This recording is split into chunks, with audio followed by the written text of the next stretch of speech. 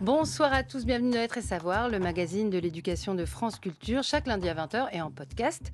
Une heure d'émission réalisée par Père et Legras, produite avec la collaboration d'Avril Ventura. Ludovic Auger en assure la prise de son. Dans cet épisode, nous serons à l'écoute des familles monoparentales. Les familles monoparentales, majoritairement des mères et leurs ou leurs enfants au pluriel, sont de plus en plus nombreuses et représentaient 25% des familles en 2020. Elles sont l'objet d'une attention croissante. Elles étaient par exemple, je viens de le dire avec Quentin Lafay, mentionnées dans le discours de passation de pouvoir entre Nicole Belloubet et Anne Genetet au ministère de l'Éducation nationale ce 23 septembre 2024. Solitude des parents. Et je pense évidemment aux familles monoparentales qui se battent tous les jours et pour qui c'est parfois difficile, vraiment trop difficile. Cette solitude, je crois qu'elle pèse beaucoup. Nous reviendrons ensemble sur cette idée de solitude. Plusieurs travaux parlementaires proposent en ce moment, ou vont proposer des mesures destinées pour aider les familles monoparentales. Elles doivent être rendues publiques à l'automne. En effet, les problématiques des parents solos sont spécifiques ou spécifiquement aiguës. Faire face aux coûts financiers de l'éducation, affronter les difficultés inhérentes à la conciliation des temps de la vie, travail, éducation, tâches domestiques, prenez-le dans l'ordre que vous voulez. Faudrait-il donc créer un statut pour les parents solos ?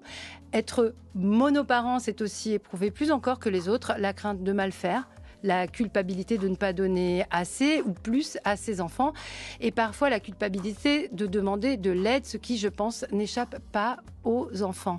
J'ajoute que les mères isolées ne sont pas toutes célibataires et que les mères et pères célibataires ne sont pas toutes et tous isolés. Nous allons parler de ce continuum avec nos invités. Enfin, on peut, et c'est peut-être ce qui est en train d'advenir, inventer d'autres modèles que la famille nucléaire et créer de nouvelles formes de solidarité interpersonnelle et de solidarité sociale autour des parents et des enfants. Ça aussi, ça va faire partie de nos sujets de ce soir.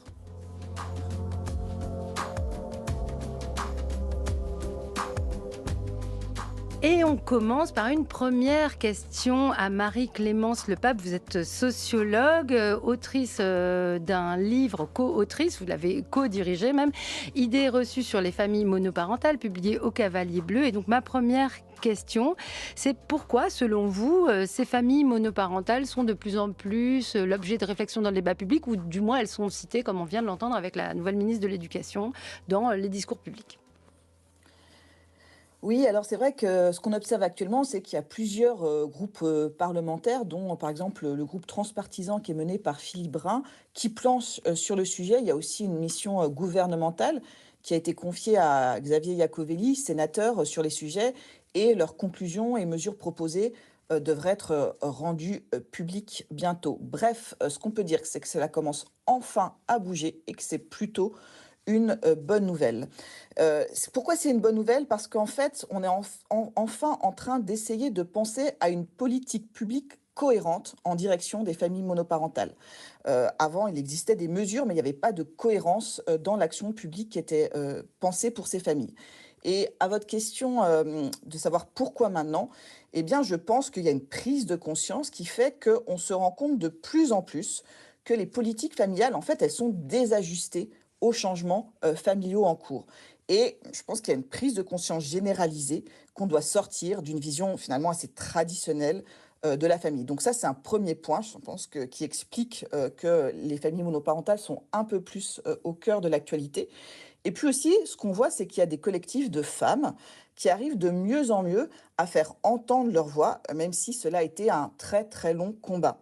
Et donc, je pense que le discours féministe, et notamment les inégalités de genre que les femmes subissent au quotidien, est davantage écouté qu'avant. Et comme on l'a dit, eh bien, les familles monoparentales, ce sont majoritairement des femmes, et ce sont elles qui subissent de plein fouet ces inégalités de genre. Alors, on va essayer de détailler de quelles idées reçues vous avez voulu parler dans votre livre, mais je voulais aussi m'intéresser au choix des mots avec vous, Johanna Luyssen. Alors, vous êtes l'autrice d'un livre intitulé Mère solo, le combat invisible, publié chez Payot. Vous êtes aussi journaliste, chef adjointe du service société du journal libération. Alors, vous avez choisi le terme mère solo, on parle de mère célibataire, on parle de parents isolés. Comment définir au mieux de quoi et de qui on parle? C'est difficile de définir au mieux parce qu'il y a des tas de réalités dans les familles monoparentales en France. On peut être, déjà on peut être un homme ou une femme, même si évidemment très majoritairement ce sont des femmes. On peut, vouloir se définir comme, mère solo, mère isolée ou maman solo si on a envie d'utiliser le terme maman par exemple, ce qui est pas le cas de tout le monde, mais ce qui est tout à fait possible. On peut vouloir se décrire comme parent ou mère isolée aussi. Alors parent isolé, c'est davantage un terme, pour le coup administratif ou fiscal, mais mère isolée, ça dit aussi quelque chose et ça tape un peu du poing sur la table pour demander un peu de la solidarité. On peut dire mère célibataire, même si le terme renvoie à des stigmates un peu anciens, mais on peut aussi vouloir le revendiquer. Moi, c'est ce que j'ai fait dans un précédent livre, par exemple.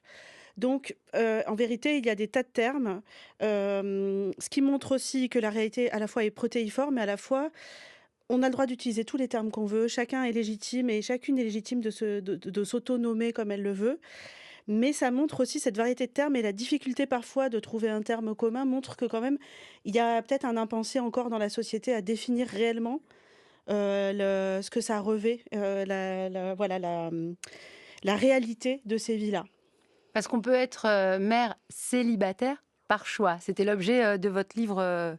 précédent, dont j'ai totalement oublié le titre, mais que j'avais lu avec beaucoup d'intérêt. Si je veux. Jonala Lucen, ouais, merci, je veux. Ouais. Exactement. Et je conseille à nos auditeurs et auditrices de le lire. Dorothée Noël, vous êtes membre d'un collectif, de la collective des mères isolées. Pourquoi les mots sont importants ou non selon vous? Et d'ailleurs, je voudrais rebondir sur le sous-titre du livre de Johanna Lucen, Le combat invisible. Alors, ce combat est-il encore invisible? Parce qu'il faudrait qu'on choisisse. Est-ce qu'on en parle davantage? Est-ce qu'il est visibilisé? Ou est-ce que ça reste quand même quelque chose, une question qui est trop peu prise en compte à vos yeux? Alors d'abord sur le choix des mots, je vais rejoindre Johanna Lucen qui dit très justement que en fait, il y a plein de réalités, que le mot isolé peut faire appel à l'isolement et la solitude, et que pour moi, le mot isolé fait plutôt appel à l'isolement dans la parentalité, et pas dans le fait d'être seul dans la vie. Mm. J'ai beaucoup de mal avec le mot, avec le thème mère célibataire, parce qu'en fait, il vient toucher l'intimité. Et on s'est rendu compte que finalement, il y avait beaucoup de problématiques autour du recouplage dans cette histoire justement qui émerge des familles monoparentales et notamment des mères, parce qu'on s'occupe encore trop de l'intimité des femmes. Et donc ça pose problème, hein. On en parlera peut-être de l'allocation soutien familial. Et je pense que le choix des mots, on y a accordé beaucoup d'importance aussi, notamment autour de l'autorité parentale. On y reviendra peut-être aussi, où on préférerait en fait responsabilité parentale, c'est plus juste. Et ça appelle pas à la punition, mais plutôt à l'élévation vers... C'est voilà. une vraie question éducative, C'est hein, une vraie question autorité ou éducative, oui. responsabilité. Qu'est-ce que ça veut dire à vos yeux, l'isolement parental? Qu'est-ce que ça recoupe? C'est l'affaire des choix que l'on doit faire en tant que parent, une solitude qui est ressentie, je sais pas, le soir, une fois qu'on a couché son enfant et qu'on est seul et qu'il faut s'occuper encore de tout un tas de choses. Qu'est-ce que ça signifie? L'isolement parental, c'est le quotidien, chaque seconde, c'est ce qu'on va pas savoir quoi faire, c'est ce qu'on ne sait pas, ce qu'il faudra faire plus tard. C'est en fait être seul dans le soutien, dans le fait d'élever son enfant en fait seul, ou alors empêché par un autre parent. C'est ça l'isolement. Parce qu'on peut tout à fait bien le vivre et le choisir. Et ça, moi, je trouve ça très, très sain, en fait. Toutes ces femmes qui décident de faire des enfants dans un chemin qui est le leur. Enfin, je trouve ça hyper sain, je tiens à le dire. Et après, ensuite, il y a toutes ces femmes qui ont été finalement laissées dans leur parentalité, comme si c'était possible de tout à fait appuyer sur un bouton. Non, j'ai plus ma place, je suis plus le parent, je m'en vais, je suis plus là. Enfin, bon. Enfin, un des investissements des pères, c'est ça dont vous parlez? Oui, c'est ça dont on parle, oui. Exactement. Et parfois, vous le dites, parce que je voudrais éclairer tout à fait votre propos, hein, Dorothée Noël, contre. C'est-à-dire se sentir isolé avec une forme d'hostilité peut-être due à la séparation? Oui, en fait, on s'est rendu compte en se regroupant, en parlant. Alors, on discute sur des groupes WhatsApp, c'est assez, voilà, c'est assez commun. On fait des réunions visio entre 21h et 1h du matin, et on se regroupe et en fait, on s'interroge et puis, il y a des remontées en fait d'histoires qui deviennent un peu notre histoire commune. C'est-à-dire qu'on a quand même beaucoup de cas de mères qui se retrouvent, complètement seules, dans un isolement et en fait, en plus avec, une personne qui va jouer finalement son autorité parentale pour empêcher finalement la qualité de vie de l'enfant, juste pour appuyer sur l'autre parent. Et donc c'est ce qu'on appelle un peu du pouvoir, il me semble en fait. Et donc ça, on le remarque notamment dans les histoires de justice, quand quelque chose va être demandé, notamment un week-end sur 2, et puis finalement, ce week-end, il va jamais exister pour l'enfant. Donc c'est assez alarmant en fait, mais ça dit quelque chose de notre société et notamment de la relation homme-femme, qui est pas encore très saine, il me semble. D'utiliser les enfants, c'est pas très beau. En tout cas, c'est une réalité à laquelle font face donc, des familles et des enfants aussi. C'est parce qu'on parle des mères enfants. Et des pères d'une certaine manière, mais surtout aussi surtout aussi, bien sûr, des enfants, puisqu'il est question d'éducation dans cette émission. Je voulais juste revenir, on va aborder la question de l'école, mais je voulais revenir avec vous, Marie-Clémence Lepape, sur ces idées reçues. Quelles sont-elles? Est-ce que vous pouvez nous en détailler quelques-unes et vous arrêter avec moi, s'il vous plaît, sur celles qui concernent les séparations et la demande de la garde qui est souvent attribuée à la mère? Oui, alors c'est vrai qu'avec Clémence Helfter, quand on a choisi d'initier cet ouvrage, on a souhaité le faire parce que en fait, on nous disait oh, les stigmates sur la monoparentalité, il faut pas exagérer, ils sont beaucoup moins forts qu'avant, on n'est plus du tout dans l'image de la fille mère. Bon, on avait un petit peu un discours qui visait finalement à dire les stigmates n'existent plus. Or, nous, dans les études scientifiques, dans le vécu de ce qu'on a vu que la stigmatisation, elle avait changé de registre. C'est plus tout à fait le registre de la panique morale, mais malgré tout, ces stigmates, ils restent tout à fait prégnants et en fait, ils imprègnent le quotidien des pères et des mères qui élèvent seuls leurs enfants. Donc, en se penchant un peu sur le sujet, et notamment en essayant de prendre un peu une forme de recul historique, on s'est aperçu que finalement, il y avait une forme de représentation un peu binaire, dichotomique, de la monoparentalité qui marque en fait la représentation qu'on s'en fait. Je vais vous donner deux exemples. Par exemple, au 19e siècle, on avait une opposition fille-mère versus veuve honorable. Et finalement, si les filles-mères et les veuves honorables étaient renvoyées dos à dos, c'est parce qu'il existait une forme de gradation dans le classement des femmes sans mari, de celles pour qui finalement les circonstances de la monoparentalité étaient perçues comme accidentelles, et celles pour qui justement, et notamment les filles-mères, c'était quelque part une menace à l'ordre patriarcal. Et puis une opposition qu'on retrouve dans l'actualité, qui est très forte, c'est l'opposition entre les mères courage et cette figure de la mère courage, c'est une figure qu'en fait qui est très ancienne, hein, on en trouve des traces dans la littérature du 19e notamment, mais cette figure de la mère courage, elle a été réactivée suite au mouvement des Gilets jaunes. Et on a une figure de la mère courage, mais on a aussi une figure de la mère profiteuse et assistée. Donc on voit bien qu'en fait, il y a une opposition entre ces représentations et que finalement, les frontières entre ces représentations, elles sont poreuses. On peut être tantôt désigné comme une mère courage, et puis tantôt suspecté d'être une mère profiteuse et assistée qui profite par exemple de l'argent de son ex-conjoint. Et ces représentations dichotomiques, eh ben, elles nous disent quelque chose des normes familiales, mais aussi, à mon avis, des injonctions qui pèsent sur les femmes dans notre société. Et il y a d'autres représentations qui sont cette fois-ci issues de la psychanalyse, qui contribuent également à présenter la monoparentalité sous un angle négatif, notamment en cas de séparation. Et il y a une figure qu'on retrouve, c'est la figure un peu repoussoire de la mère dévorante. Cette mère dévorante qui serait en fait instigatrice d'une relation exclusive et perçue comme malsaine avec son enfant. Alors cette figure de la mère dévorante, elle est repérable dans les premiers écrits médicaux sur les mères célibataires à la fin des années 1960. Et pour nous, en fait, elle est loin d'avoir disparu.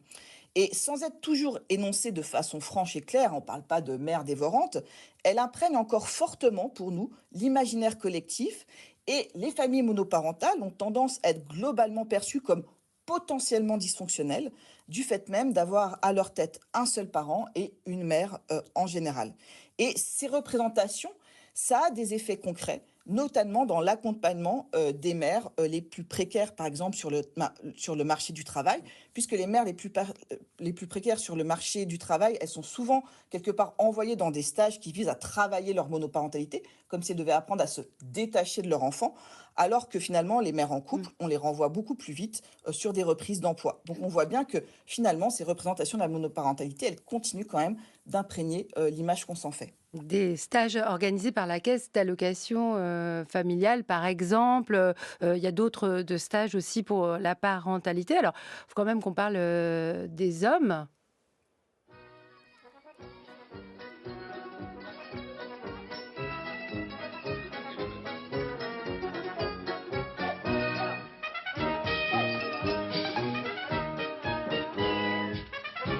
Alors juste, quand j'étais petite, je regardais cette série qui s'appelle Papa Poule, qui n'a pas trop dépassé les années 80 avec Sadie Rebo, je la conseille, c'est une vraie madeleine. Les pères célibataires, ça existe. Pourquoi on en parle si peu qui veut répondre sur la réalité statistique que ça représente? Johanna Ouais, Luciani. elle est très faible, cette réalité statistique. Donc, c'est dans le sens où bah forcément, on a quand même très très peu de représentation culturelle des mères célibataires déjà. Donc, les pères célibataires, forcément, il y en a encore moins que les mères célibataires. Donc, c'est à peu près, puisque dans les 25% de familles monoparentales en France, dans 82% de ces familles monoparentales, c'est une femme qui est à la tête de ces familles. Donc, forcément, ça laisse peu de place, puisque globalement, de toute façon, c'est quand il y a une séparation, c'est les femmes qui ont la garde principale de l'enfant, et c'est les mères qui les ont et les pères la demandent assez peu. Oui, Donc tout ça fait il que la demande peu. Alors ça, c'est voilà. bien rappelé dans le livre sur les idées reçues. Quand on connaît les statistiques, en fait, on s'aperçoit, et c'est pas contre les hommes hein, que de dire ça, c'est que ce sont des demandes conjointes souvent des parents en termes d'organisation et que le choix commun va beaucoup plus dans la direction de la domiciliation ou la résidence, peut-être est-ce plus simple comme mot, de l'enfant chez sa mère. Absolument, et c'est pour ça que d'ailleurs ce livre de Marie-Clémence Le Pape et Clémence Hefter est très, très intéressant parce qu'il détaille bien toutes ces idées reçues qui sont pas mal aussi véhiculées par des associations d'hommes qui viennent dire à chaque fois que la justice est injuste puisque en fait elle donne systématiquement la garde à la mère et qu'elle ne prend jamais en compte les demandes des pères. Et en vérité, les faits sont têtus parce que c'est pas tellement le cas, quoi. Ça résiste pas quand même à l'épreuve des faits, tout ça. Mais voilà, ça fait partie d'idées véhiculées et qui, au fond, reflètent une espèce d'idéologie, patriarcale. On en revient toujours à ça. Idéologie patriarcale qui est dénoncée dès qu'on se met à réfléchir avec celles plutôt, puisque je n'ai que des invités femmes ce soir, qui réfléchissent à la situation des familles monoparentales. On revient beaucoup à cette question. On va se décaler vers l'école. Après tout, dans Être et Savoir, c'est pas très très surprenant. Avec vous, Eunice Mangado, alors vous êtes directrice des programmes de l'AFEF. C'est une association qui met en relation des étudiants et des familles dans le cadre un peu plus que de l'aide aux devoirs. C'est vraiment de l'accompagnement scolaire. Vous mobilisez des jeunes, davantage d'étudiants, mais aussi d'autres jeunes dans le cadre d'actions solidaires. Vous publiez tous les ans une enquête dans le cadre d'une journée organisée contre la lutte, pour la lutte contre l'échec scolaire. On n'est pas contre la lutte, on est contre l'échec scolaire. Et cette année, vous vous intéressez aux inégalités devant l'éducation. En fait, il y a toute une partie de Devant la l'enquête parentalité. que vous allez publier, inégalité parentale. J'essaye de réduire les formulations, mais c'est impossible. Vous avez donc un chapitre dans cette enquête sur les monoparents. Pourquoi avoir consacré un chapitre de l'enquête à venir sur les monoparents? Alors, c'est vrai qu'il y a une ambivalence effectivement sur le regard porté sur les familles monoparentales et notamment il y a un peu un stigmate social parce que nous, en réalité, ce qui nous a poussé à faire cette journée qu'on fait chaque année, mais à choisir ce thème-là, c'est que l'année dernière, en juillet 2023, à l'époque de la mort du jeune Maël, on se souvient qu'on n'a pas beaucoup parlé Vite sous silence le fait que 60% des émeutiers qui avaient été arrêtés, en fait, provenaient de familles solo. Donc, en fait, on a beaucoup entendu de bêtises et de discours sur les parents défaillants. Justement, Et alors on va passer. On avait préparé eh ben, allons-y. le son. Depuis 13 ans déjà, seule, sans mari, sans amant, elle luttait ainsi courageusement afin de gagner chaque mois ce qu'il nous fallait pour vivre, pour payer le beurre, les souliers, le loyer, les vêtements, le beefsteak de midi. Ce beefsteak qu'elle plaçait chaque jour devant moi dans l'assiette, un peu solennellement comme le signe même de sa victoire sur l'adversité. On a fait une toute petite erreur de son, mais on va repasser cet extrait de Romain Gary. On va écouter une intervention de Xavier Dupont-Moretti, plutôt la réponse à la question d'une journaliste. C'était sur France Info le 7 octobre 2023. Excusez-nous. On ne peut pas avoir une réponse systématique. Il faut faire du cas par cas. Il faut d'abord distinguer, vous voyez, dans ces questions de responsabilité parentale, les parents qui sont en mesure d'assurer l'éducation de leurs enfants et qui ne le font pas. Et puis la maman, par exemple, La mère totalement isolée. débordée. Oui. D'ailleurs, on constate que parmi les émeutiers, beaucoup, 60% d'entre eux, sont élevés par un seul parent. Donc c'était en réaction à cette phrase. C'était plutôt en réaction aux 2 claques et au lit, à vrai dire. Mais non, ce qui est important, c'est ce que je voulais dire par là, c'est qu'effectivement, nous, c'est quelque chose qui nous a interpellés. Il nous a semblé qu'on disait voilà, pas mal de choses qui étaient inexactes. Et en fait, on a voulu repartir des familles qui sont les familles accompagnées par la FEV, donc les familles des quartiers prioritaires, pour les faire parler et essayer de réfléchir à partir de ce qu'il y avait dans l'enquête. Et il s'est trouvé qu'on a dû faire effectivement un chapitre assez spécifique sur la question des familles monoparentales, parce qu'en fait, tout simplement, 36% d'entre elles, ces familles qui répondaient, étaient en situation de monoparentalité. Donc déjà, ça raconte quelque chose. On parlait des 25%. Dans les quartiers prioritaires, on est plus proche de 35-40%. Sur certains territoires, notamment les territoires ultramarins, ça monte parfois à près de 40-50%. En Donc tout cas, voilà, dans le livre c'est structurel. Voilà, tout à fait. Le chiffre est donné. C'est complètement structurel et pour reprendre l'expression de Johanna Lucen, c'est une bombe sociale. Donc en tout cas, nous, c'est ça qui nous a poussé à faire cette journée sur la question de la parentalité et plus particulièrement sur la monoparentalité. En fait, c'est un peu les fragiles parmi les fragiles, quoi. C'est-à-dire que sur tous les indicateurs de précarité, par exemple, on s'est rendu compte que dans les QPV, en fait, les familles monoparentales étaient encore plus que les autres exposées à la précarité. 47% qui vivent avec moins de 1400 euros par mois, alors qu'ils sont 20% dans les couples, que sur la question des modes de garde, ils y avaient paradoxalement en fait moins accès parce que en fait justement comme elles ne travaillent pas, elles ne sont pas prioritaires parce que justement elles sont complètement sous l'emprise de la garde. Donc voilà, tout ça est un cercle vicieux. Et puis on les a aussi posé la question sur la question du temps qualitatif. Et en fait, les 2/3 d'entre ces familles monoparentales, elles n'ont pas de temps à passer vraiment sur ce temps un peu cool de loisirs qu'on peut passer avec les enfants. Ce qui est énorme en fait. Et ça donne déjà une photographie de la tension et des problématiques qu'aiment ces familles. Et sur le rapport à l'école, alors globalement, les familles interrogées ont quand même une grande confiance dans l'école. Ça, c'est une constante sur plusieurs enquêtes qu'on a menées. On est à 88% en fait de confiance dans l'école. Ça baisse un tout petit peu au collège, mais et je pense qu'au moment de l'orientation, ça se cristallise parfois quand il y a des problématiques de choix d'orientation. Mais sur les familles, sur les je vais dire les mères seules, comme ça, les mères solos, on est un tout petit peu moins, mais ça reste une grande confiance. En revanche, par exemple, on a 27% d'entre elles qui déclarent ne pas pouvoir aider leurs enfants parce qu'elles ont elles-mêmes un passé scolaire plus complexe. Et puis la problématique de temps, en fait, aider la scolarité de son enfant quand on n'a pas de temps, qui est un capital vraiment précieux, et ben juste, c'est pas possible. Et la dernière chose, peut-être, ce qui les caractérise, c'est une grande inquiétude. En fait, toutes les familles qu'on a interrogées sont assez inquiètes, mais les familles monoparentales le sont un peu plus sur la peur de l'échec scolaire, mais aussi la peur de mauvaise fréquentation, la peur pour la sécurité. C'est vraiment parfois des quartiers qui sont difficiles avec des grosses problématiques sécuritaires et elles sont en demande d'accompagnement. Donc ça, c'était intéressant aussi parce que sur la question du stigmate, etc., elles ont envie qu'on les aide, qu'on les aide de manière concrète. Donc je pense qu'il est effectivement grand temps qu'on puisse s'y attaquer. Dorothée Noël, de la collective des mères isolées, est-ce que vous vous retrouvez, pas vous personnellement, mais vous retrouvez ce que vous entendez au sein de la collective dans ce que vient d'expliquer Eunice Mangado? Et sur cette question du temps, plus précisément, j'aimerais qu'on la développe un peu, parce que c'est vrai que le temps est au cœur de l'éducation, le temps de qualité, et puis aussi le temps pour soi, le temps pour le travail scolaire de l'enfant, le temps de garde, etc. Oui, en fait, ça nous parle. On est aussi, il y a pas mal de bénévoles au sein de la collective qui sont enseignantes ou qui ont ce retour dans leur milieu professionnel et aussi pour elles-mêmes, donc ça nous parle énormément. Je reprends un petit peu, vous disiez, elle demande de l'aide et en fait, nous, on est là collectivement avec notre collectif Mère Isolée pour dire qu'en fait, c'est pas de l'aide, c'est de la reconnaissance, c'est juste une existence. En fait, on n'existe pas. On peut le dire très clairement. Le seul endroit où on existe, et en fait, tout le monde n'est pas au courant de ça, c'est au moment de remplir les impôts. On existe dans la case. Avec la case mère isolée. Donc, je pense qu'en fait, on veut juste exister à un endroit. Comme à l'époque, on a fait émerger l'existence des familles nombreuses avec une carte, par exemple.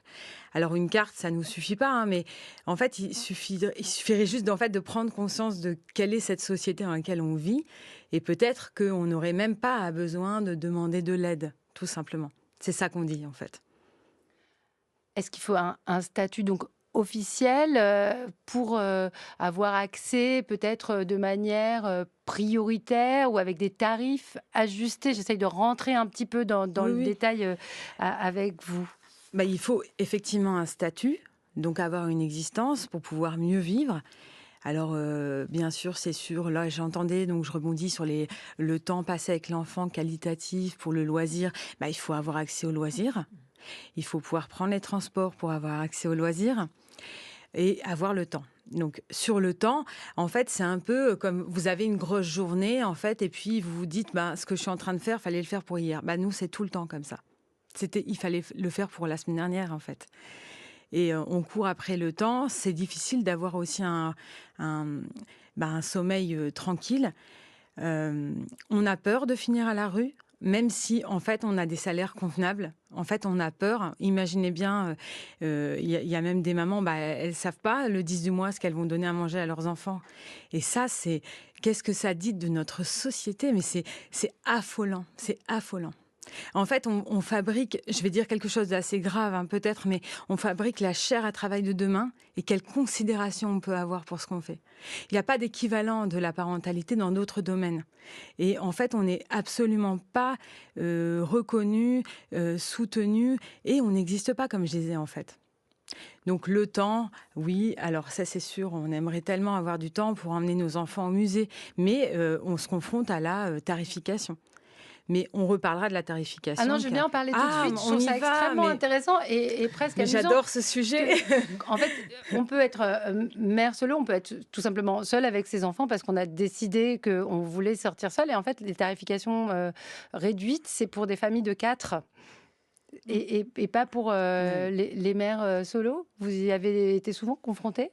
Donc, le pack 2 parents, 2 enfants. Oui, c'est ça, le pack. Voilà. La tarification, là, on en parle sur les loisirs, mais on pourra en parler sur les transports, d'où la carte qu'on demande. Mais c'est une petite mesure de toutes les mesures qu'on réclame sur cette histoire donc de... excusez-moi, je vais... De tarification, loisirs. Alors, ça peut concerner des musées, donc des tarifs avantageux pour des entrées. Ça peut être un zoo, ça peut être un parc d'attractions. Oui, ça peut être le cinéma. Mais la tarification, on va revenir à ce qui a fondé, en fait, ce qui a fait naître la collective de Mère Isolée à Montreuil. C'est la tarification, mais la tarification de la cantine, la tarification des périscolaires. Donc là, je vais faire un petit point là-dessus parce que c'est vraiment quelque chose qui est important. Qui nous touche au plus profond de nous-mêmes, c'est le quotient familial. Vous avez le quotient familial de la CAF, qui vous donne effectivement un montant qui est le vôtre, mais après, chaque collectivité va calculer son quotient, que nous, on appelle, si vous voulez, on va l'appeler quotient ville. Et donc, chaque ville, par ses choix politiques ou ses non-choix, parce qu'il y a des villes qui ne réfléchissent pas à ça, va calculer votre quotient.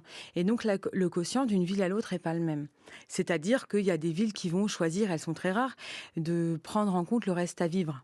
Très important en Ile-de-France, le reste à vivre. Il y a des villes C'est-à-dire qu'on déduit le loyer, par exemple, des dépenses et les charges qui sont très importantes en Ile-de-France et dans beaucoup de villes en France. Il y a des villes qui, comme Nanterre, comme Suresnes, vont rajouter une demi-part supplémentaire. Donc, quand on vous reçoit à la mairie, dès l'entrée de votre enfant, que ça soit en crèche ou à l'école notamment, on vous prend en compte dès le premier bureau d'accueil.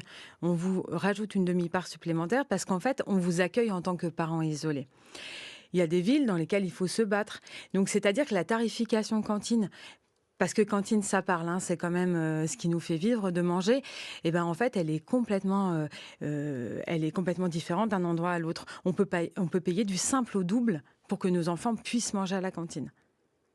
Et donc, en fait, là, je vous dis ce soir qu'il y a des parents qui choisissent de ne pas mettre leurs enfants à la cantine parce qu'ils ne peuvent pas payer. En fait, on vit dans ce pays-là. Et c'est une vraie question éducative. C'est une vraie question éducative parce que l'école, elle est obligatoire, il me semble. Et là, on parle de l'école publique. Et donc, il y a une inégalité de traitement de l'enfant dans son accueil quand il ne peut pas aller à la cantine avec ses camarades et quand le seul repas, finalement, de qualité qu'il pourrait manger, c'est celui du midi. Et on ira même plus loin sur la tarification, c'est que la tarification du quotient ville, elle va aussi déterminer le montant d'une classe découverte au sein de l'école et de sa classe. C'est-à-dire qu'il y a des enfants, cette année, qui partiront pas encore avec la classe parce que les parents, ou la maman, ou le papa, mais on va parler de la maman, ne pourra pas payer cette classe découverte. Mais l'argent, c'est aussi un des nerfs alors peut-être pas la guerre éducative, mais du combat qu'on mène tous les jours, peut-être pour élever nos enfants. Je vous propose une petite pause lecture. On parlait des repas, justement. Depuis 13 ans déjà, seule, sans mari, sans amant, elle luttait ainsi courageusement afin de gagner chaque mois ce qu'il nous fallait pour vivre, pour payer le beurre, les souliers, le loyer, les vêtements, le beefsteak de midi. Ce beefsteak qu'elle plaçait chaque jour devant moi dans l'assiette, un peu solennellement comme le signe même de sa victoire sur l'adversité. Je revenais du lycée et m'attablais devant le plat. Ma mère, debout, me regardait manger avec cet air apaisé des chiennes qui allaitent leurs petits. Elle refusait d'y toucher elle-même et m'assurait qu'elle n'aimait que les légumes et que la viande et les graisses lui étaient strictement défendues. Un jour, quittant la table, j'allais à la cuisine boire un verre d'eau. Ma mère était assise sur un tabouret. Elle tenait sur ses genoux la poêle à frire où mon beefsteak avait été cuit. Elle en essuyait soigneusement le fond graisseux avec des morceaux de pain qu'elle mangeait ensuite avidement. Et malgré son geste rapide pour dissimuler la poêle sous la serviette, je suis soudainement dans un éclair toute la vérité sur les motifs réels de son régime végétarien. Je demeurais là un moment immobile, pétrifiée, regardant avec horreur la poêle mal cachée sous la serviette et le sourire inquiet, coupable de ma mère. Puis j'éclatai en sanglots et m'enfuis.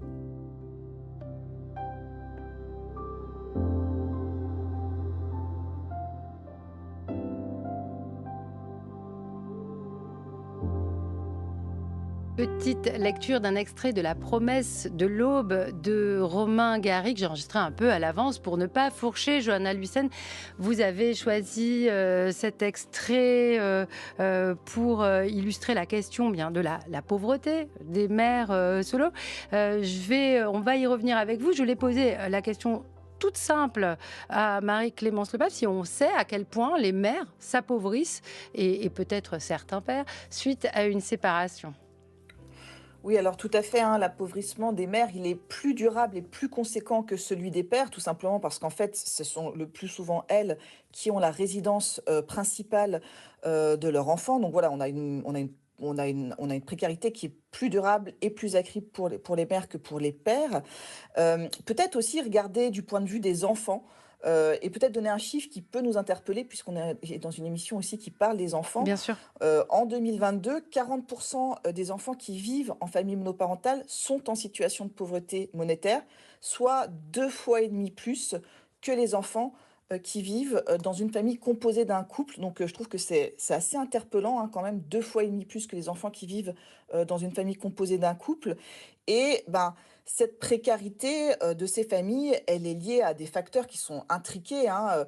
Moi, j'en citerai deux rapidement. Se dire que dans les familles monoparentales, il n'y a pas d'économie d'échelle, hein, notamment sur certains postes comme le logement. Et puis que ces hommes et ces femmes, mais surtout ces femmes, sont souvent dans des situations d'emploi moins favorables. Donc, quelque part, dans un langage un peu économiste, leurs revenus primaires sont moins élevés. Oui, on peut parler d'emploi précaire, On tout peut parler simplement. d'emploi précaire. Oui, Alors, on oui. peut parler d'emploi précaire.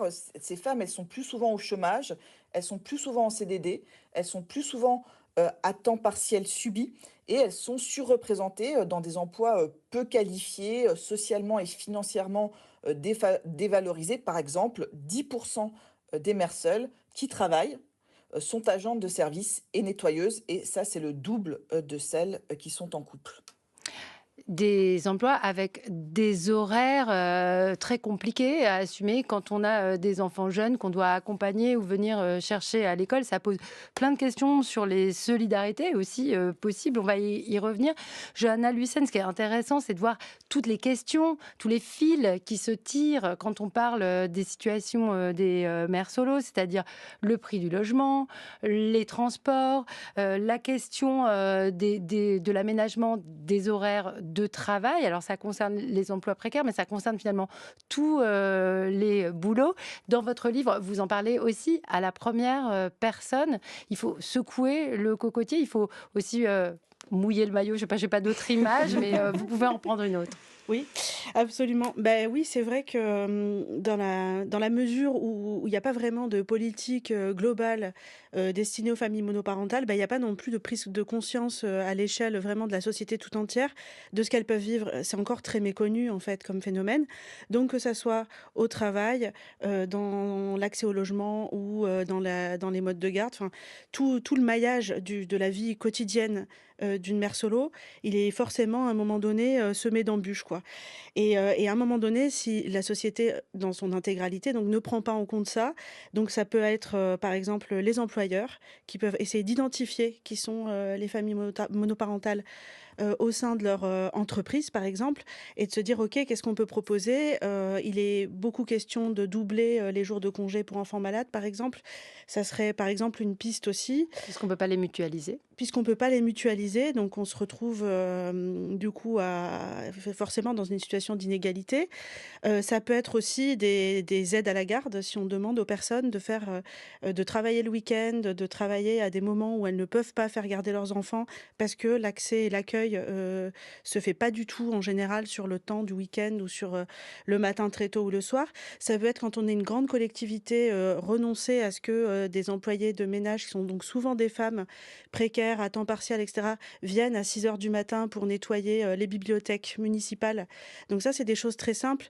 Et si bien sûr c'est très important que ça passe par des débats à l'Assemblée, que ça passe par des missions parlementaires, etc., et par une volonté centralisatrice, voire gouvernementale, c'est aussi important que chaque collectivité, ce que racontait Dorothée Noël sur les cantines et la tarification complètement hétérogène des cantines, il faut que chacun aussi se pose la question, identifie ces familles et se dise qu'est-ce qu'on peut faire pour faire tout un réseau, tout un maillage de solutions pour que le quotidien soit un peu moins semé d'embûches, quoi.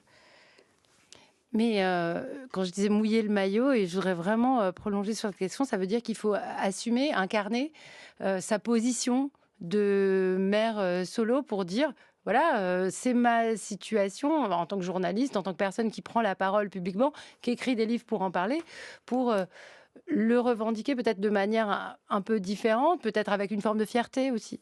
Absolument, parce qu'on se rend compte aussi que dans beaucoup de cas, des mères solo n'osent pas dire au travail qu'elles sont mères solo, parce qu'elles ont peur d'être stigmatisées, elles ont peur de voir des promotions leur passer sous le nez, elles ont peur qu'on se dise qu'elles vont pas assumer leur charge de travail correctement, etc. Et pour aussi renverser ce stigmate-là, je pense que c'est important de pouvoir essayer de se dire que c'est possible de le revendiquer et que ça soit effectivement une fierté. Et par ailleurs, il y a aussi la question de la solo-parentalité par choix et qui est aussi quelque chose d'assumé et qui est un phénomène émergent puisque il a été aussi facilité par l'accès à la PMA pour les femmes célibataires, mais en tout cas qui est un phénomène qui prend aussi de l'importance dans la société et qui redistribue les cartes familiales ou en tout cas les modèles familiaux. Et ça aussi, ça fait partie des choses qui peuvent se revendiquer et qui, à mon sens, doivent se revendiquer pour que tout le monde puisse comprendre que ces familles sont légitimes et qu'elles ne sont pas un accident de la route ou une espèce d'histoire un peu heurtée, mais que c'est quelque chose qui peut être tout à fait voulu, assumé, pérenne. Je voudrais qu'on ouvre un petit chapitre sur la solidarité, parce que quand on est mère solo par choix, peut-être organise-t-on déjà à l'avance un peu plus les réseaux de solidarité autour de soi et de son ou ses enfants. Mais cette solidarité, il faut la penser. Elle peut passer par le réseau associatif. Pardon. Je reviens vers vous, Eunice Mangado. Comment on propose à des familles, comment on va vers ces familles quand on a une association? Alors déjà, pour la petite anecdote, je me suis rappelé qu'en 2015, la FEV avait été l'un des membres fondateurs d'un collectif qui s'appelait Parents Solo et compagnie, à l'époque. Et bon, on en parlait beaucoup moins, il y a presque 10 ans, mais c'était cette idée, effectivement, de pouvoir pousser à la fois les collectifs de parents, mais aussi des collectivités, des associations. La FEV, il y avait d'autres associations sur le parrainage, etc. Donc, c'est intéressant. Nous, on était arrivés là-dedans, on n'avait pas forcément pensé à un programme spécifique en faveur des familles monoparentales, mais en fait, c'est intéressant parce que la modalité d'organisation de notre principal programme, qui est le mentorat, et en fait l'intervention à domicile. Et comme on intervenait à domicile, donc en fait, on ne demandait pas, par exemple, que l'enfant accompagné par l'étudiant soit présent à tel endroit où il faut l'emmener, etc. On s'est rendu compte aussi que cette modalité d'intervention favorisait le fait que, en fait, on soit au contact de beaucoup de familles monoparentales. Et en fait, c'était une réponse qu'on n'avait pas pensée comme telle, mais finalement, le fait d'avoir quelqu'un sur qui on peut compter, quelqu'un qui a un lien de confiance, qui va justement donner un coup de main sur les questions sur l'école qu'on ne peut pas poser, etc., etc. On l'avait pas pensé comme ça, mais on s'est rendu compte que finalement le mentorat pouvait être, bien sûr, il n'y a pas une réponse, mais une des réponses qu'on peut plugger sur ce phénomène un peu sociétal. Toujours sur la solidarité, Dorothée Noël, dans votre collective, est-ce que c'est aussi finalement une question qui est pensée de manière très concrète? Est-ce que c'est aussi une collective, c'est fait bizarre de dire collective à chaque fois, mais c'est bien, de solidarité, d'entraide entre les familles monoparentales? Comment on pense un réseau comme ça de soutien aussi interpersonnel? Est-ce que c'est une question que vous travaillez? Alors, la solidarité, en fait, c'est ce qu'on souhaite faire et c'est ce qui a fait naître la collective, hein. C'est un regroupement de mamans qui ont fait émerger toutes des problématiques qui cherchaient à justement s'aider les unes les autres. Mais malgré tout, on a nos limites. C'est-à-dire qu'en fait, on est bénévole avec très peu de subventionnement, hein. On a chiffré, on est quasiment à 5 temps complets à l'année alors qu'on est toutes déjà à temps complet. Donc en fait, on a nos limites dans le sens où on est aussi parfois avec des retours de traumatisme de nos propres vies. Donc ce qu'on peut faire à notre échelle, c'est on ouvre des fils avec des thématiques et puis chacune va y trouver ou poser des questions ou trouver des réponses. On peut orienter vers d'autres associations. Des fils, ce sont des fils de discussion, sur des exactement. réseaux comme WhatsApp, des choses comme ça. Exactement. Ça va être de mettre en relation avec d'autres associations, type la Maison des Femmes, d'autres associations plus spécifiques. Ça va être de donner des noms d'avocats, d'avocates qui vont accepter l'aide juridictionnelle. Ça va être ce genre de choses. Mais c'est vrai qu'en fait, finalement, on ne peut pas remplacer ce qui n'existe pas, en fait. Mais ça dit aussi quelque chose de la force de la parole et de l'importance de discuter de ces sujets, ce qui est aussi une forme de charge très féminine concernant l'éducation, mais qui aide peut-être au quotidien. En tout cas, c'est mon point de vue. Alors, pour être tout à fait clair, moi, la situation de monoparentalité, je l'ai fréquentée de très près, donc je sais à peu près de quoi on parle. Et donc, ces solidarités, je sais combien elles sont importantes. La première, c'est la solidarité familiale. Je ne sais pas si les personnes concernées m'écoutent, mais je les remercie. En même temps, cette solidarité familiale, on en a parlé ensemble, Marie-Clémence Lepape, c'est pas quelque chose de si simple à organiser et à assumer dans le temps, parce que, évidemment, les enfants sont pas petits tout le temps, hein. Après, la vie suit son cours et être monoparental, c'est pas l'affaire de la garde d'enfants tout petits. Ça continue quand les enfants sont au lycée, sont étudiants, etc. Oui, en fait, ce qu'on peut dire, c'est que même s'il y a des solidarités, alors, dans des collectifs de voisinage, d'amis qui peuvent se mettre en place et qui peuvent aider, on va dire, les mères, bah, notamment lorsqu'elles sont en emploi, en fait, les personnes qui sont en première ligne, c'est vraiment les proches et notamment, les grands-parents et notamment, on va le dire très clairement, les grands-mères maternelles.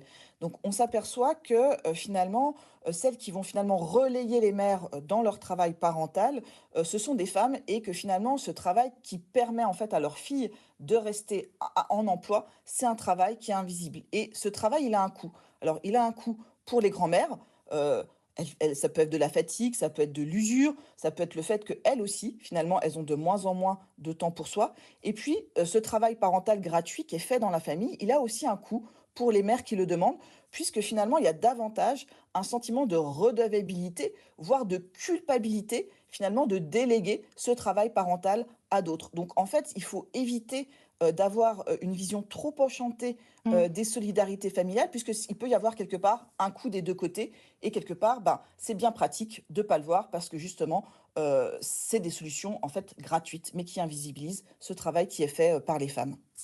Par des grands-mères et quelques grands-pères, Dieu merci parce que cette personne aussi peut m'écouter et ça arrive que des grands-pères s'occupent des enfants. C'est vrai que statistiquement, c'est plus rare. Concernant, les solidarités, amicales, proximales, de voisinage, parce que c'est peut-être important d'en parler. Est-ce qu'elles pourraient être favorisées par des dispositifs? Je sais qu'aujourd'hui, il y a des solutions de logement qui sont, étudiées sur, le regroupement, de familles qui sont un peu dans les mêmes, situations pour, favoriser un petit peu cette entraide. Johanna Lucen. Pour l'instant, il n'y a pas, énormément de choses qui mettent de dispositifs mis en place pour, favoriser ce type de solidarité, mais c'est très clairement des pistes à explorer. Ce qui est certain, c'est que la mise en relation et notamment via les réseaux sociaux ou via, des groupes WhatsApp, enfin des groupes Facebook, des tas de choses, de mères solo déjà entre elles, c'est déjà une grande chose parce qu'elles peuvent effectivement aussi se rendre des services ou le développement de ce qu'on appelle les Momunes aux États-Unis, de résidences, pour familles monoparentales. Même si évidemment, il faut voir le coût que ça peut représenter de vivre dans ce type de logement. Mais en tout cas, ce sont des pistes à explorer. Et après, effectivement, il peut y avoir disons, dans un cercle un peu plus étendu, que ça soit effectivement voisins, amis, parfois même collègues bienveillants, tout un réseau de personnes. Mais pour le moment, ça reste quelque chose qui est demandé par la mère solo et qui est relativement peu proposé par ces personnes, parce que encore une fois, la société n'a pas encore pris la mesure de ce qu'il fallait faire pour les aider, ou ne se rend pas forcément compte des difficultés qu'elles rencontrent. Et donc c'est beaucoup, encore une fois, une espèce de charge qui incombe aux mères de demander et de se sentir, là aussi, comme le disait Marie-Clémence Lepape, redevable à ces personnes. Mais en tout cas, ce sont des pistes et peut-être que ce serait bien justement, de mettre en relation des bonnes volontés avec des personnes qui en ont besoin via des réseaux, que ce soit associatifs ou en tout cas peut-être aussi pilotés par des collectivités, des choses comme ça. Eunice Mangado, en tant que réseau associatif Oui, je avec voulais la juste donner FEV. un petit exemple concret. C'est très intéressant parce que va s'ouvrir là une résidence en fait à Roubaix, on l'espère très bientôt, où il va y avoir, donc on a travaillé avec Commune Co-Living, qui est l'un des réseaux effectivement de co-living de parents, de mamans solo. Et dans cet immeuble, cette résidence, il va y avoir à la fois des familles monoparentales et aussi des étudiants engagés de la FEV qui habitent tous ensemble. Alors, c'est pas encore fait, mais ce sera intéressant d'observer ce que ça produit. Et cette mixité-là, on espère que ça va être l'écrin pour des solidarités pérennes, quoi. Oui, l'invention d'une D'une autre façon d'habiter. en Bah ville, ouais. peut-être plus Différente, ouais. solidaire, mais ça rompt beaucoup avec des représentations, puis aussi peut-être des aspirations qui vont toujours vers plus d'individualisme. Alors peut-être qu'on va changer de modèle, je ne sais pas, mais à propos de représentation, j'ai encore sélectionné le générique d'une assez ancienne série. There's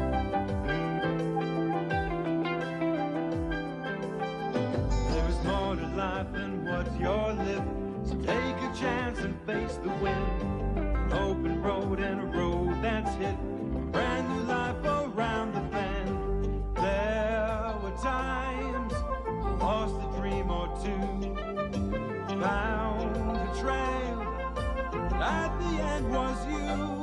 There's a path we're taking. La série s'appelle Who is the Boss en anglais et Madame et Service, qui est un bien meilleur titre. En français, je rends une fois de plus hommage à ma mère que j'ai forcé à regarder tous les épisodes à la fin des années 80. Donc pour ceux qui ne connaissent pas, c'est l'histoire d'Angela Bauer, working girl des années 90, qui embauche un homme, Tony Micheli, pour s'occuper de son fils et de sa maison. Il arrive avec sa fille et c'est toute leur vie ensemble qui va être racontée. Il y a aussi une belle-mère, une grand-mère très très amusante qui s'appelle Mona, et ça représente une vision assez fantasmée de ce que peut être une famille totalement différente de celle qu'on connaît, mais un peu rigolote aussi. Alors évidemment, elle est très riche, Angela Bauer, donc on ne va pas tous vivre dans une grande maison comme ça et se payer un domestique sexy, mais tout de même, est-ce qu'on ne peut pas imaginer aussi ensemble aujourd'hui, réinventer une vie, réinventer des modèles de famille, peut-être que pourrait être la famille, quelque chose de moins dépendant d'idées reçues, pour reprendre un morceau du titre du livre de Marie-Clémence Le Pape. Johanna Lucen. Oui, en effet. Vous en parlez de cette série dans votre livre. J'en parle beaucoup. Je crois que je n'avais pas fait un seul livre sans parler de cette série. Donc, ça me fait vraiment plaisir d'avoir entendu le générique. Mais effectivement, je pense que, mine de rien, à travers les persiennes, on a pu voir des choses, en fait, même dans ces années 80, un peu étranges, où il n'y avait pas forcément des valeurs et des choses très féministes. Mais voilà, il y a pu avoir des personnages et des choses comme ça qui sont arrivées et qui nous ont un peu montré autre chose. Parce que même si à la fin, ils se mettent ensemble à la fin de la série, on a quand même pendant... Vous avez spoilé. On a quand même pendant des tonnes de saisons une vie de famille qui est Tony Micheli et sa fille, et Angela Bauer et son garçon, quoi. Et il n'y a pas et donc un modèle un peu différent. Et comme autre série et comme autre représentation, parce que oui, c'est très important, mais il y a aussi Gilmore Girls dans les années 2000, où là on a une mère solo qui en plus est mère adolescente, qui a été rejetée par sa famille, qui vit aussi dans le Connecticut, donc j'ai l'impression qu'il y a une espèce de cluster là-bas. Mais voilà, en tout cas, c'est une famille qui vit, qui n'a pas besoin d'un homme, elle ne cherche pas à rencontrer quelqu'un, par exemple. Elle vit de manière totalement autonome avec sa fille adolescente, et ça raconte plutôt leur relation. Et je trouve que c'est bien aussi de sortir parfois de cette image, parce que évidemment que c'est extrêmement important, et je ne fais quasiment que ça dans mon livre, de parler des difficultés, mais c'est aussi bien de raconter au quotidien comment les choses se passent, comment tout simplement les relations se créent entre une mère solo et son entourage, ou une mère solo et son enfant. Et je pense que cette série a contribué à quand même rendre beaucoup plus visibles ces familles, parce qu'elle montrait ça comme une réalité qui était absolument pas dramatique, en vérité. On peut, au chapitre des représentations, ajouter ce film à plein temps qui met en scène Laure Calamy dans le rôle d'une mère célibataire qui galère beaucoup avec les horaires et les transports. Donc, pour revenir aux réalités plus compliquées, j'ai pas trop le temps de passer un extrait. Je voulais aussi absolument vous poser la question des représentations, mais aussi de l'imagination, Dorothée Noël, qu'on peut avoir. Je ne pense pas que vous manquez d'imagination, peut-être la société en manque telle, mais de se figurer aussi qu'on peut être heureux, que la vie n'est pas que douleur, mais aussi qu'elle peut être pleine de fantaisie, de joie, de bonheur. Mettez aussi les termes qui vous conviendront avec ses enfants, sans forcément vivre en couple. Oui, c'est vrai qu'en fait, au départ de cette émission, on parlait de choix des mots. Donc, on se posait la question de la monoparentalité choisie, non choisie, subie, etc. Bon, quand on l'a subie, il y a des moments difficiles, il y a des années difficiles. Mais malgré tout, en fait, cette relation qu'on construit avec son enfant dans un environnement finalement sain, puisque soit l'autre est parti, soit on ne pouvait plus rester avec l'autre. Enfin bon, il y a plein de raisons. Mais moi, je referais pas mon histoire à l'envers, quoi. Je suis très contente de la relation que j'ai avec mon enfant, même si j'ai souvent peut-être des angoisses vis-à-vis de son avenir. Est-ce que je fais bien, et des angoisses. Mais tous les parents, non? Oui, c'est certain. C'est certain, mais en fait, on parlait du bienfait de la parole, et malheureusement, en fait, on se parle souvent à soi-même. Et donc, ça fait du bien de parler avec l'autre parent quand il est là, par exemple, de ce genre d'angoisse. Et ça se partage et c'est fluide. Mais quand ça nous revient à nous, parce que justement, on est isolé dans sa parentalité, c'est ça qui est un peu angoissant. Mais effectivement, il y a plein de belles choses qui se passent, notamment la collective de mères isolées. Voilà, j'ai une pensée. C'est ce que vous êtes bénévole, hein, c'est une association. Oui, mais en tout cas, il y a quelque chose de très important dans le regroupement de ces mères, dans les propositions qu'elles peuvent faire, dans le pouvoir qu'elles prennent sur leur vie, qui est très intéressant. Et en fait, moi, j'ai un point d'accroche maintenant avec les femmes quand je les rencontre, si elles sont mères, sur la monoparentalité. Et souvent, c'est en plein dans le mille. Et du coup, c'est un point d'accroche qui va nous fédérer. Donc, il y a quelque chose de très fort. Et en fait, aujourd'hui, finalement, on fait partie de l'histoire. L'histoire de maintenant, l'histoire de demain. Et j'invite toutes les mères, en fait, à se révéler, à sortir toutes leurs plus belles couleurs de mots pour exprimer ce qu'elles sont et d'exister telles qu'elles sont de bonnes mères, qu'elles font ce qu'elles peuvent hier, demain, aujourd'hui.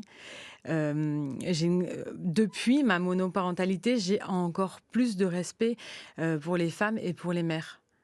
J'ai envie de les connaître et on m'a trop souvent appris à juger la femme, à juger la fille et ça c'est terminé, c'est complètement derrière moi. Donc effectivement, en fait, il y a du bienfait pour la société. En fait, on est du plus pour la société, en fait. On est passé, Marie-Clémence Lepape, de la figure subversive de la mère abandonnée, mais aussi qui a une sexualité hors mariage, donc figure historique. Et dans le livre Idées reçues sur la famille monoparentalité, il y a tout un chapitre historique qui est absolument passionnant, à une autre figure subversive, celle qui réinvente la famille. Oui, tout à fait. Oui. Je pense que justement, ça a été tout l'enjeu de cette discussion, c'est de montrer comment, quelque part, il faut penser. La monoparentalité, elle nous oblige à penser les frontières de la famille. Et je pense que ce qui fait famille, en fait, c'est la circulation de l'enfant dans la famille. Et ça, je pense que c'est aussi important quand on parle de monoparentalité, de parler des parents, mais aussi de parler des enfants. Et je pense que ces enfants, ils circulent entre différents adultes, entre différents collectifs. Et donc, du coup, ça nous amène à sortir d'une vision très figée de la famille autour de la famille nucléaire. Et ça, c'est plutôt du bonus, quoi. Donc, les familles monoparentales, elles font exploser quelque part les frontières traditionnelles de la famille. Et c'est tant mieux. Et intéressant pour toutes les familles, peut-être de voir un peu comment ça fonctionne autrement et ailleurs. Alors, je voulais parler de 2 autres livres avant qu'on se quitte. Un ouvrage intitulé La famille. En fait, c'est un ouvrage issu d'une collection qui s'intitule À l'œil nu, publié par le CNRS. Il est signé Jérôme Courduriès et Agnès Martial. C'est à partir de 15 ans qu'on peut lire cette collection qui est très intéressante, à la fois historique et sociologique sur ce que c'est qu'une famille, peut-être à travers le monde et à travers l'histoire, et aussi que c'est pas du tout figé, ce que c'est qu'une famille. Hein, ça évolue dans nos histoires personnelles et ça, c'est aussi assez réjouissant. Et puis, un autre livre, il est signé Avril Ventura. Vous entendez souvent son nom dans cette émission, c'est normal. Je travaille avec elle. Ce livre s'intitule La meilleure part d'eux-mêmes. Et Avril Ventura explore les facettes de ce qui se joue et se rejoue quand on devient mère. Comment on est troublé, peut-être perturbé à certains moments et peut-être aussi parce qu'on fait le choix, ça peut être un choix, de la solitude. Je vous conseille donc très amicalement la lecture de ce livre qui est publié chez Alma. Merci à toutes d'avoir été là. Ah oui, Mère Solo, Johanna Lucen, Le combat invisible, c'est publié chez Payot, et Idées reçues sur les familles monoparentales, c'est publié au Cavalier Bleu et c'est signé Marie-Clémence Lepape et Clémence Efter. Je crois que j'ai réussi à tout dire.